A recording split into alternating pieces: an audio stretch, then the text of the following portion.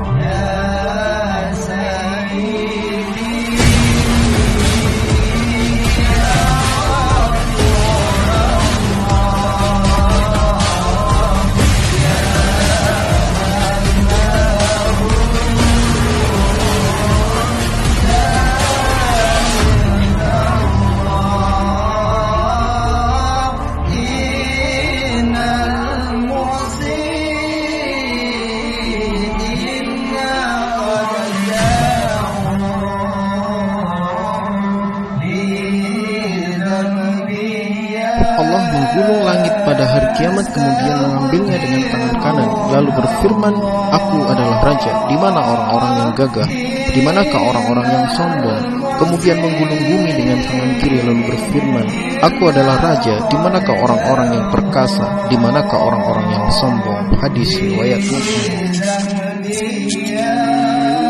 Dari banyaknya nas dalam Al-Quran dan hadis Nabi SAW bahwa kiamat hanya berlaku bagi makhluk fana penghuni langit dan bumi, tidak selain mereka.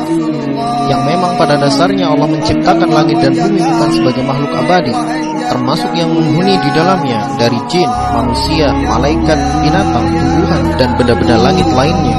Setelah Allah menggulung langit dan bumi, itulah akhir yang disebut kiamat. Kemudian Allah mengganti langit dan bumi yang fana ini dengan langit dan bumi yang abadi. Sebagaimana firman Allah Subhanahu wa taala, pada hari itu bumi digantikan dengan bumi yang lain dan langit juga, dan mereka semua berbaris di hadapan Allah yang Maha Tunggal lagi Maha Perkasa.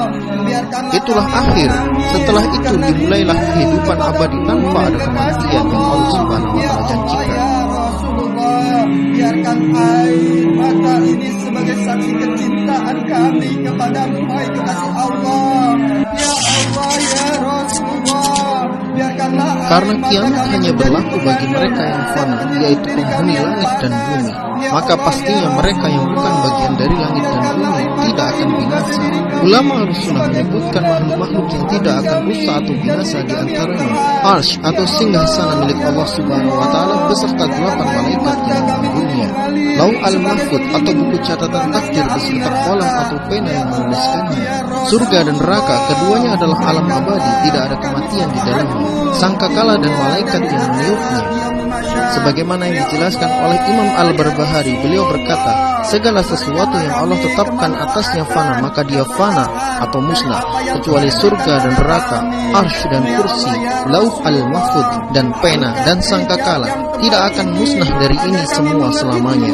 Kemudian Allah bangkitkan para makhluk sesuai atas keadaan mereka ketika mati pada hari kiamat, kemudian dihisap sesuai kehendaknya, sebagian di surga, sebagian di neraka. Kemudian Allah berkata kepada seluruh makhluk yang tidak dijadikan abadi, jadilah kalian semua menjadi tanah. Mengapa mereka tidak binasa? Karena mereka tidak ditakdirkan binasa. Surga beserta isinya adalah abadi, yang tidak mengalami kerusakan atau kehancuran sejak awal penciptaannya, termasuk di dalamnya para bidadari dan bulan.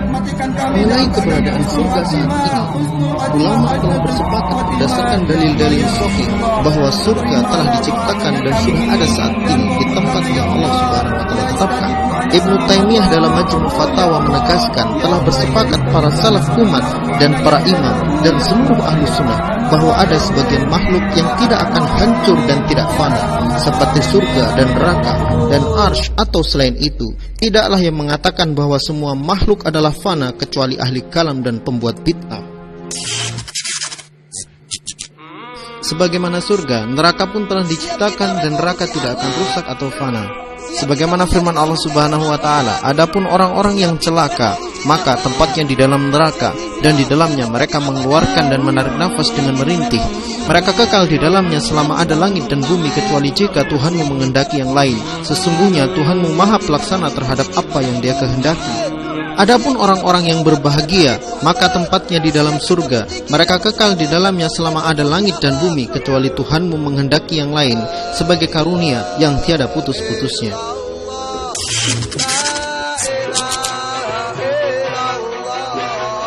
Arsy adalah singgasana, bukan istana atau kerajaan.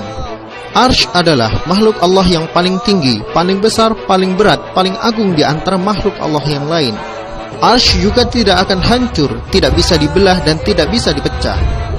Sebagaimana firman Allah Subhanahu wa taala, Allah tiada ilah yang disembah kecuali Dia, Tuhan pemilik arsy yang agung. Di dalam Al-Quran Allah menjelaskan bahwa arsy dipikul oleh 8 malaikat yang sangat besar. Sebagaimana firman Allah Subhanahu wa taala, dan malaikat-malaikat berada di penjuru-penjuru langit, dan pada hari itu 8 orang malaikat menjunjung arsy Rabb-Mu di atas kepala mereka. 8 malaikat ini adalah malaikat yang gagah perkasa, lagi besar bentuk dan ukurannya. Sebagaimana sabda Rasulullah sallallahu alaihi wasallam yang diriwayatkan dari Jabir bin Abdullah, Rasulullah sallallahu alaihi wasallam bersabda, "Aku diizinkan untuk membicarakan seorang malaikat dari para malaikat Allah yang memikul arsy. Sungguh jarak antara daun telinga sampai bahunya sepanjang perjalanan 700 tahun." Dan Allah Subhanahu wa taala bersemayam di atas arsy dan mengawasi seluruh makhluk-makhluknya. Rasulullah sallallahu alaihi wasallam bersabda, "Sesungguhnya Allah di atas arsy-Nya dan arsy-Nya di atas langit-langit dan bumi." Seperti begini, dan memberi isyarat dengan jari jemarinya seperti kubah. Secara jelas Rasulullah sallallahu alaihi wasallam menggambarkan bahwa bentuk arsy seperti kubah, dan arsy adalah atap bagi segala makhluk yang ada di bawahnya. Arsy adalah makhluk terbesar yang pernah Allah Subhanahu wa taala ciptakan. Sebagaimana yang telah dijelaskan oleh Rasulullah sallallahu alaihi wasallam, tidaklah langit yang 7 dan bumi yang 7 dan apa yang ada di antara dan di dalamnya dibandingkan dengan kursi, kecuali seperti lingkaran gelang yang dilemparkan ke tanah lapang, dan kursi dengan apa yang di dalamnya dibandingkan dengan arsy